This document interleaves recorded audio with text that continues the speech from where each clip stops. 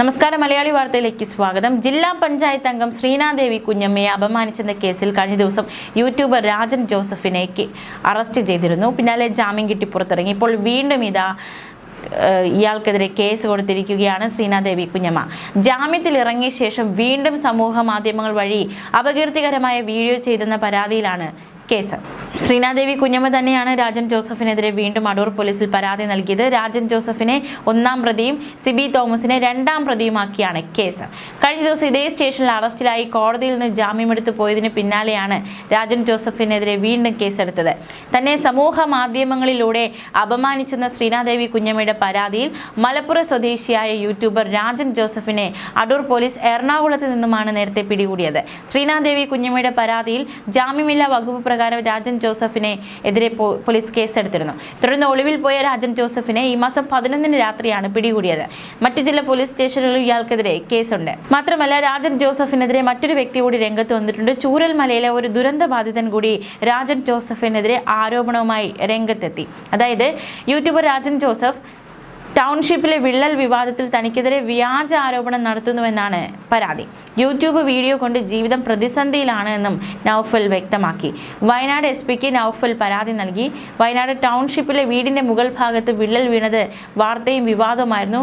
നൗഫലിന്റെ വീട്ടിലാണ് വിള്ളൽ കണ്ടെത്തിയത്. നൗഫലിനെതിരെ വ്യാജ പ്രചരണങ്ങൾ നടക്കുന്നുവെന്ന് ചൂണ്ടിക്കാണിച്ചാണ് SP ഓഫീസിൽ പരാതി നൽകിയത്. നിരന്തരം അധിക്ഷേപ വീഡിയോ ചെയ്ത് മാനഹാനി ഉണ്ടാക്കുന്നുവെന്നും യൂട്യൂബ് വീഡിയോ കൊണ്ട് ജീവിതം പ്രതിസന്ധിയിലായി എന്നും നൗഫൽ പരാതിപ്പെടുന്നു. യൂട്യൂബർ കാരണം ജോലിയില്ലാത്ത അവസ്ഥയുണ്ടായി എന്നും തന്റെ മാനസികാവസ്ഥ പോലും തകർന്ന നിലയിലായി എന്നാണ് നൗഫലിന്റെ വെളിപ്പെടുത്തൽ. അതേസമയം ഈ രാജൻ ജോസഫിനെതിരെ പോലീസ് സ്റ്റേഷനിൽ ഒരു കയ്യേറ്റമുണ്ടായി. അതായത് ശ്രീനാദേവി കുഞ്ഞമ്മയുടെ ആദ്യ പരാതിയിൽ ഇയാളെ കസ്റ്റഡിയിൽ എടുത്തപ്പോഴായിരുന്നു ഇയാൾക്കെതിരെ പോലീസ് സ്റ്റേഷൻ പരിസരത്ത് ഇയാളെ മർദ്ദിക്കാൻ ശ്രമമുണ്ടായത്. ഇതിന് മുൻ MLA ആയ രാഹുൽ മാങ്കൂട്ടത്തിൻ്റെ അനുയായി ഫെന്നി നൈനാനും സംഘവും എന്ന നിർണായക വിവരം പുറത്തു വന്നിരുന്നു. 30ഓളം പേരടങ്ങിയ സംഘം പോലീസ് ജീപ്പ് വളഞ്ഞായിരുന്നു മർദ്ദിക്കാനുള്ള ശ്രമം നടത്തിയത്. സംഘർഷത്തിൽ ഒരു പോലീസുകാരന് പരിക്കേൽക്കുകയും ചെയ്തു. ശനിയാഴ്ച രാത്രി 10 മണിയോടെയാണ് സംഭവം ഉണ്ടായത്. ഇതിൽ കണ്ടാൽ അറിയാവുന്ന 20 പേർക്കെതിരെ അടൂർ പോലീസ് കേസെടുത്തു. ഞായറാഴ്ച രാവിലെ രാഹുൽ മാങ്കൂട്ടത്തിൽ അടൂർ പോലീസ് സ്റ്റേഷനിൽ എത്തിയിരുന്നു എന്നതടക്കമുള്ള വിവരങ്ങൾ പുറത്തു വന്നിരുന്നു. രാജൻ ജോസഫിനെ പോലീസ് സ്റ്റേഷനിലേക്ക് വലിച്ചു കയറ്റുന്ന ദൃശ്യങ്ങളും രാഹുൽ മാങ്കൂട്ടത്തിൽ അനുയായികൾ നവമാധ്യമങ്ങളിൽ പോസ്റ്റ് ചെയ്തിരുന്നു.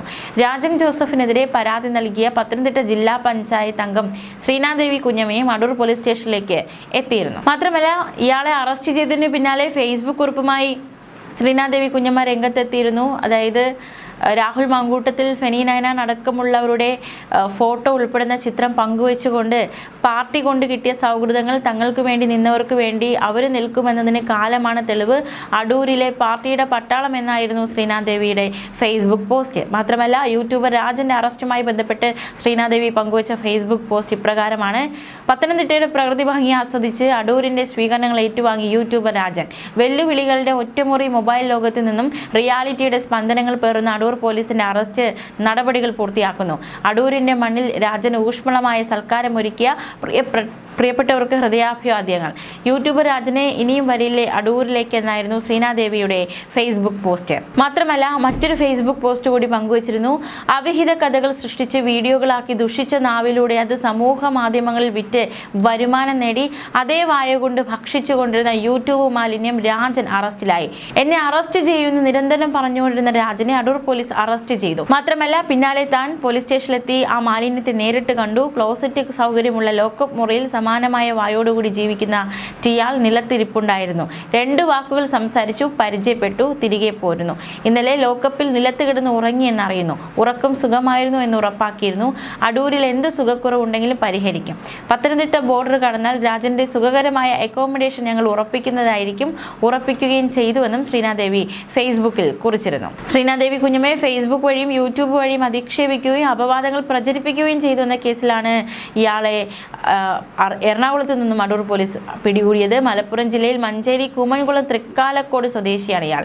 2026 ജനുവരി 20 മുതൽ 27 വരെയുള്ള തീയതികളാണ് ഇയാൾ white swan TV news, Rajan Joseph എന്നീ പേരുകളിലുള്ള 2 ഫേസ്ബുക്ക് പേജുകൾ വഴിയും യൂട്യൂബ് ചാനൽ വഴിയും വനിതാ ജില്ലാ പഞ്ചായത്ത് അംഗത്തിനെതിരെ അപവാദ പ്രചരണങ്ങൾ നടത്തിയത്. ജില്ലാ പഞ്ചായത്ത് അംഗത്തിന്റെ പരാതിയിൽ കേസ് രജിസ്റ്റർ ചെയ്ത അടൂർ പോലീസ് നാളുകൾ നാളുകളായി ഇയാളെ നിരീക്ഷിക്കുകയായിരുന്നു. ശനിയാഴ്ച വൈകുന്നേരം 4:45 എറണാകുളത്ത് നിന്ന് കസ്റ്റഡിയിലെടുത്ത് ഇയാളെ അടൂർ പോലീസ് സ്റ്റേഷനിൽ എത്തിച്ചത്. ഞായറാഴ്ച രാവിലെ 11:45 അറസ്റ്റ് രേഖപ്പെടുത്തി.